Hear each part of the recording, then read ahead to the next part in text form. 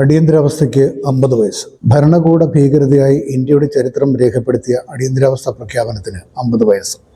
ജനാധിപത്യ മൂല്യങ്ങളെയും അവകാശങ്ങളെയും ചവിട്ടിമെതിച്ച കാലഘട്ടം രാജ്യത്തിന് ഇപ്പോഴും മറക്കാറായിട്ടില്ല. 1975 ജൂൺ 25 അർദ്ധരാത്രിയായിരുന്നു ആ പ്രഖ്യാപനം. പ്രധാനമന്ത്രിയായിരുന്ന ഇന്ദിരാഗാന്ധിയുടെ ഭരണത്തിനെതിരെ രാജ്യത്ത് പ്രതിഷേധങ്ങൾ ഉയർന്ന ഘട്ടത്തിലായിരുന്നു അടിയന്തരാവസ്ഥ ഏർപ്പെടുത്തിയത്.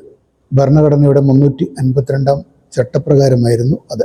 പ്രഖ്യാപിച്ചവർക്ക് ന്യായങ്ങളേറെ ഉണ്ടായിരുന്നുവെങ്കിലും 19 മാസം നീണ്ടുനിന്നത് തേർവാഴ്ചയായിരുന്നു. ഒട്ടേറെ പ്രമുഖ നേതാക്കളെ അടക്കം ജയിലിലടച്ചു. മാധ്യമങ്ങൾക്ക് സെൻസർഷിപ്പ് ഏർപ്പെടുത്തിയതോടെ അവർ നിശബ്ദരായി. സർക്കാർ സ്പോൺസേഡ് വാർത്തകൾ മാത്രം പുറത്തു വന്നു. അവിടെ നട്ടെല്ലുയർത്തി നിന്ന ചില മാധ്യമങ്ങളും ചരിത്രത്തിന്റെ ഭാഗമായി. കേരളവും ഭരണകൂട ഭീകരതയ്ക്ക് ഇരയായി. അടിയന്തരാവസ്ഥ എന്ന് പറയുമ്പോൾ തന്നെ രാജൻ കേസാണ് മലയാളിയുടെ ഓർമ്മയിൽ ഓടിയെത്തുക. അടിയന്തരാവസ്ഥയ്ക്ക് ശേഷം നടന്ന തെരഞ്ഞെടുപ്പിൽ ഇന്ദിരാഗാന്ധിയെ തറപ്പറ്റിച്ചുവെങ്കിലും കേരളം അവർക്ക് അനുകൂലമായി വിധി എഴുതി എന്നതും മറ്റൊരു ചരിത്രം. Positive news.